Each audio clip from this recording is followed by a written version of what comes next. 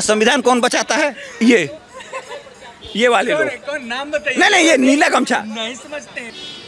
मुसलमान अपना हिस्सा लेके यहाँ पे बसा हुआ, तो ये साबित करने के लिए बसा हुआ कि देखो हमारी औकात क्या है, हम अपना भी हिस्सा लेंगे और तुम्हारे हिस्से पे भी कब्जा कर लेंगे। भाजपा के वोटर को कभी देखा है हल्ला कर रहे हो? रामविलास पासवान इतना बार चुनाव जीते, उनके वोटर को हल्ला करते देखा है कभी?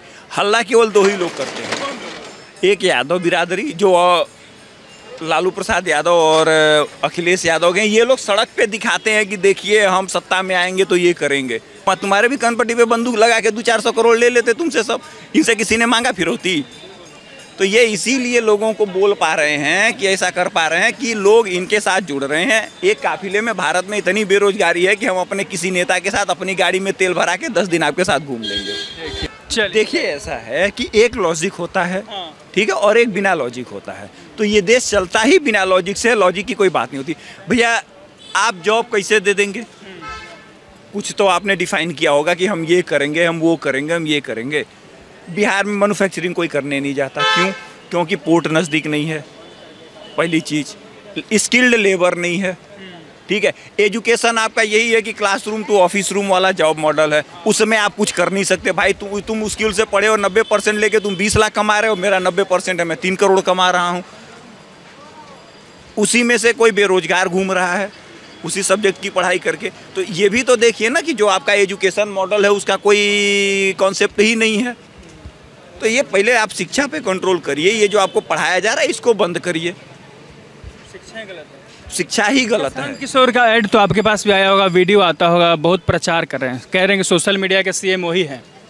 सोशल मीडिया पर बिहार के सीएम बन चुके हैं, लेकिन बिहार का बनना बाकी है। बिहार में जाएंगे तो लोग कह रहे हैं कि जनसुराज उतना नहीं है, लेकिन बिहार के बाहरी लोग बोल रहे हैं कि सिर्फ जनसुराज ही चल रहा है। देखिए जो वोट नहीं डालता है वही ना बोलता है। जो वो यही बात है, जो वोट डालता है वो बोलता कहाँ है? आपने कभी बहुजन को सुना कि वोट डालते हुए बोलते हैं? कभी सुना है? भाजपा के वोटर को कभी देखा है हल्ला कर रहे हो? रामविलास पासवान इतना बार चुनाव जीते, उनके वोटर को हल्ला करते देखा है कभी?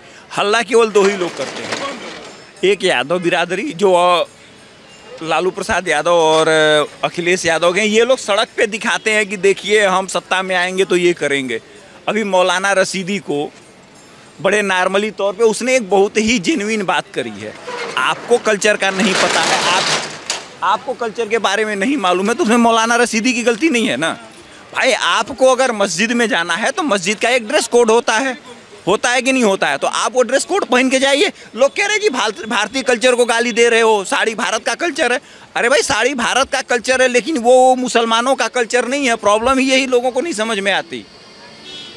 मुसलमान अपना हिस्सा लेके यहाँ पे बसा हुआ, तो ये साबित करने के लिए बसा हुआ कि देखो हमारी औकात क्या है, हम अपना भी हिस्सा लेंगे और तुम्हारे हिस्से पे भी कब्जा कर लेंगे और थोपेंगे। ये हकीकत है। देखिए प्रशांत किशोर जो हैं वो मेहनत कर रहे हैं, उनका कुछ नहीं होने वाला। अरे भाई सब कुछ नहीं होने वाला, आप ऐसे बोल रहे हैं, और इतना खर्चा, इतना तामझाम, भीड़ इतना चल रही है। अभी बिहार आज की डेट में बता रहा हूँ, यदि कोई रैली कर रहा हो ना, जनसुराज के कोई प्रशांत किशोर हो, तेजस्वी यादव हो, नीतीश कुमार हो, चिराग पासवान हो, सबसे ज़्यादा भीड़ कहीं देखने को मिल रहा है तो प्रशांत किशोर की रैली में। इसके पहले एक बार मीडिया मैनेजमेंट किए थे, कुर्सियाँ खाली थी ना, पटने में था, वेटनरी कॉलेज नहीं आए ना लोग, तो वो मीडिया मैनेजमेंट है, वो मैनेजमेंट करना जानते हैं। तो इस पब्लिक को भीड़ दिखा रहे हैं कि देखो हमारे यहाँ भीड़ आ रही है। अरे भाई तुम्हारे यहाँ भीड़ आ रही है तो तुमको इतनी रैली करने की क्या जरूरत है? फिर परमानेंट करो ना चुनाव प्रचार। हम साल की 10 रैली करेंगे, हम जैसे मोदी जी रैली करने जाते हैं। देखिए ऐसा है कि एक पॉलिटिकल पार्टी का ऑर्गेनाइज सेक्टर होता है जो भीड़ इकट्ठा करता है। आप ना आपसे छुपा है ना मुझसे छुपा है, वही 500 लेके मेरी भीड़ में आता है, वही 500 लेके उनके में भी जाता है, और दोनों में से नहीं मिलता तो बैठ के गाली दे रहा होता है। हकीकत है ना, हर जगह वही होता है, ये हकीकत है ना। तो भाई जब 500 लेके वो हमारी रैली में पार्ट आ रहा है, 500 लेके आपकी रैली में आ रहा है, तो उसके उस भीड़ का क्या है? देखिए जो SIR चल रहा है बिहार में, उसमें से उम्मीदन 30-35 लाख लोगों का नाम का सफाया हो गया ना। आज RJD बोल रही थी कि 60,06,375 वोटों की कटौती हुई है, जिसमें सबसे ज़्यादा सिवान जिला में वोटों की कटौती की गई है। वोटों की कटौती हो रही है तो इस देश में डेमोक्रेसी को बचाने के लिए 2 जगहों पे एक ही लोग वोट करते हैं। आपकी पब्लिक समझदार है, समझ जाएगी कि कौन लोग वोट करते हैं। थोड़ा खुल के बताइए ये चीज़, बाकी लोग नहीं समझ पाएंगे ना। डेमोक्रेसी क्यों लेके आदमी बचाता है? कौन बचाता? मुसलमान। मुसलमान ही डेमोक्रेसी को बचाता है और किसी को डेमोक्रेसी को बचाने की चिंता नहीं है। हिंदू है वो तो वोट ही डालने नहीं जाता। बीएसपी के वाले भी वोट डालने नहीं जाते। बीएसपी वाले खाली यूपी में वोट डालते हैं और जगहों पे तो डालते नहीं। आरजेडी बिहार में डालती है वोट लोकतंत्र बचाने के लिए। आरजेडी बिहार में वोट डालती, किस तरीके से वोट डालती है आपको तो पता है ना, तभी तो जंगल राज कहा जाता है। किस तरीके से वोट डाल रहे थे बिहार में, तभी तो बहुत बढ़िया कर देते हैं। देखिए ऐसा है कि इनकी प्रॉब्लम ये है ना कि बात समझिएगा, यादवों को ये समझ में नहीं आता कि वो है क्या चीज़। उनको मैं समझाता हूँ उनका प्रॉब्लम क्या है। उनको आइडेंटिटी क्राइसिस है। कभी वो भगवान श्री कृष्ण के वंशज हो जाते हैं तो पहला कन्फ्यूजन यहाँ क्रिएट हो जाता है कि भैया तुम उनके वंशज नहीं हो। पहली बात मान लो, तुम बलराम के वंशज हो, तुम प्योर क्षत्रिय हो 100% वाले।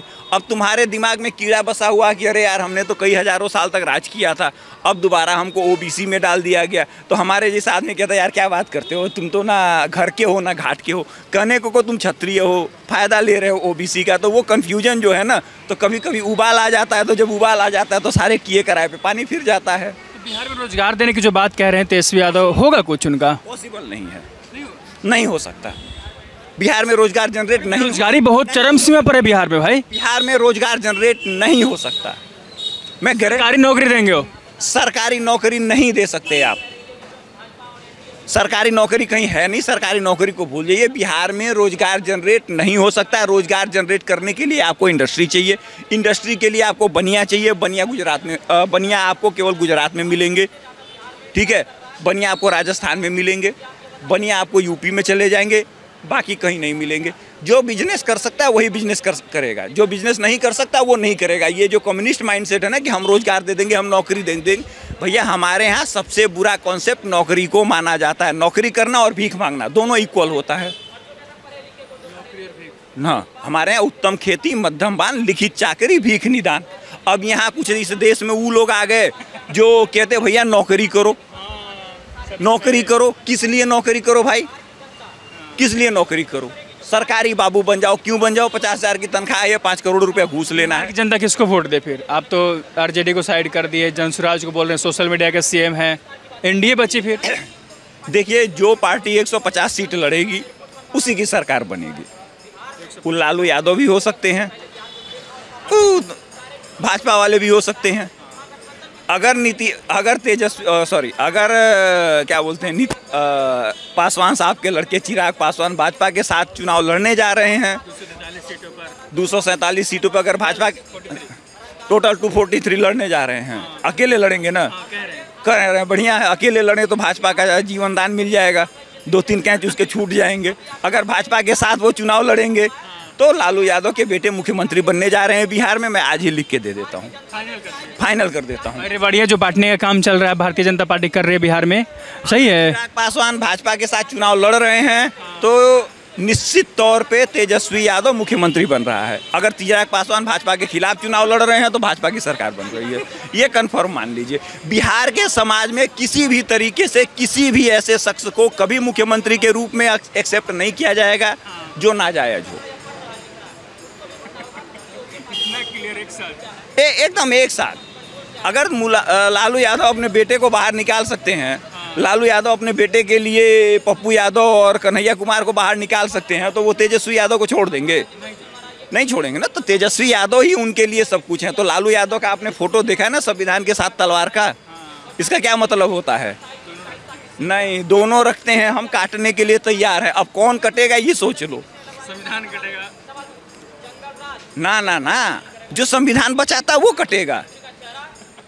संविधान कौन बचाता है? ये वाले लोग। कौन नाम बताइए? नहीं, ये नीला गमछा नहीं समझते हैं लोग। नहीं समझते हैं, नीला गमछा वाले।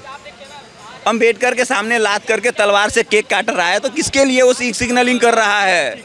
तो जो अंबेडकरवादी हैं उनकी लंका लगनी है। फिर से आएंगे। क्या नाम है आपका? जी सुधीर कुमार प्रजापति। प्रजापति जी, सवाल है, बिहार में चुनाव हो रहा है, सभी पार्टियां जोड़ लगा रही एकदम, सब कुछ जनता को रिझाने में लगा है, सब अपने अपने हिसाब से दावे करने में लगा है। क्या लग रहा है किसकी सरकार बनने जा रही है? एनडीए सरकार बनेगी, ये कोई नहीं रोक सकता वहाँ पे। चिराग पासवान अगर 233 सीट से लड़ रहे हैं तो हो सकता है अगर अपना 70-80 चाहे 100 सीट भी लेके आए तो मुख्यमंत्री बीजेपी के साथ दावेदार एकदम पूर्ण रूप से बनना ही है। और उसके बाद ये प्रशांत किशोर आ रहे हैं 243 सीट से, तो ये अपना भौकाल बना रहे हैं। तो अब देखिए इनको कुछ भी नहीं बोला जा सकता, अभी सत्ता में है ही नहीं, तब चोर के चोर कुछ भी नहीं बोला जा सकता। गलत बात बोलना कि ये कहाँ से पैसा लाएंगे कैसे नहीं लाएंगे, वो अपना वो जाने जनता दे चाहे कैसे भी कुछ भी करे, लेकिन उनको चोर नहीं बोला जा सकता अभी, क्योंकि अभी तक उनकी सत्ता नहीं आई है, तो सब चोर नहीं बोला जा सकता। पैसा कहाँ से लेके आ रहे हैं इतना जनसुराज वाले प्रशांत किशोर? भैया जो चुनाव लड़ता है उसको पैसे की जरूरत नहीं पड़ती है, ये बहुत बड़ा झूठ है। इतना प्रचार में पैसा लगता है, सोशल मीडिया कैंपेन चलाते हैं, भीड़ जुटाते हैं, गाड़ी इतना महंगा महंगा लेके चलते हैं, सब जब भी चलते हैं 100 गाड़ी काफिला चलता है, कहाँ से आता है पैसा? भैया जो चुनाव लड़ रहा होता है वो अपने पैसे से लड़ रहा होता है, ठीक है। चुनाव में जो कहीं कितना पैसा है भाई? तो पैसा मिलता है भाई, लोग दान करते हैं। भाजपा को 6000 करोड़ कहाँ से आया था? 13,000 करोड़ ममता बनर्जी को कहाँ से आया था?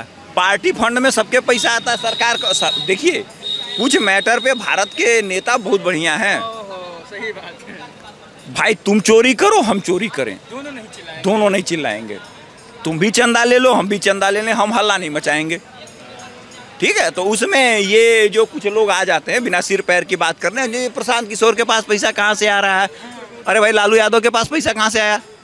भाजपा के पास पैसा कहाँ से आया? स्वराज वाले आरोप लगाते हैं कि ये बालू माफिया हैं, शराब माफिया, इनकी पार्टी में बैठे हुए लोग हैं, जो अपहरण वाले करने वाले लोग हैं, ये सब पैसा जुटाते हैं इनके लिए। तो हमसे सवाल पूछ रहे हैं कि पैसा तुम कहाँ से ला रहे हो? हम मेहनत का पैसा लगा रहे हैं। भैया वो मेहनत का पैसा लगा रहे हैं, इनके पास इतना मेहनत का पैसा है तो इनका अपहरण क्यों नहीं हुआ? ये भी तो बताओ भाई। बिहार में तो यही फेमस है ना कि ये कह रहे बालू माफिया, ये माफिया, वो माफिया। तुम खुद है सबसे बड़े माफिया बन के घूम रहे हो, इतना पैसा खर्चा कर रहे हो, सबको दिखा रहे हो, तो तुम्हारे भी कनपट्टी पे बंदूक लगा के 200-400 करोड़ ले लेते तुमसे सब, इनसे किसी ने मांगा फिरौती?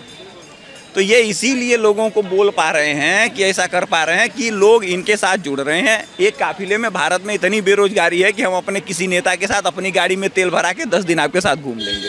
देखिए, कहाँ के रहने वाले हैं आप? जी बिहार के। बिहार के। तो दिल्ली क्या कर रहे हैं? दिल्ली आए हैं घूमने के लिए। जी जी। कैसा लगा दिल्ली? बढ़िया लग रहा है। नीतीश कुमार ठीक काम किए हैं? अरे बिल्कुल बढ़िया काम किए हैं। काम बता दीजिए 2-4 को काम। हम लोग जब छोटे छोटे थे तो हम लोग घर से बढ़िया बिस्तर ले जाते पढ़ने के लिए। जब जैसे जैसे हम लोग आगे बढ़ते गए, डेवलपमेंट होता गया, स्कूल से कॉलेज। घर से खाना खा के जाते थे, अब तो खाना ही मिल रहा है। हाँ तो सही मिल रहा है, उसमें कौन बड़ी बात है? थाली तक मिलता है, खाई होता है कि खाना खिलाया जाता है? पढ़ाई भी होता था, पढ़ाई भी होता है, ऐसा थोड़ी ना है। अब देखिए, अब कुछ नीतीश कुमार का भी थोड़ा कमी है, टीचर में थोड़ा बढ़ोतरी ना किए हैं, कुछ मतलब सरकारी टीचर घटा दिए हैं, वो कर दिए हैं, तो उसमें थोड़ा दिक्कत है। सब नीतीश कुमार बहुत बढ़िया, 10 साल बहुत बढ़िया काम किए हैं, 5 साल थोड़ा इधर उधर 15 साल 25 साल हो गया महाराज ना, तो 10-15 साल उनकी सरकार रही ना बिहार में। 2005 से 2025 तक है, बीच में 17-18 महीने के लिए इधर उधर हो गए हो, 2.5 साल के लिए। तो मान लो तो कम 10 साल उनका जो विकास था ना एकदम, वो बहुत चरम सीमा पे था एकदम।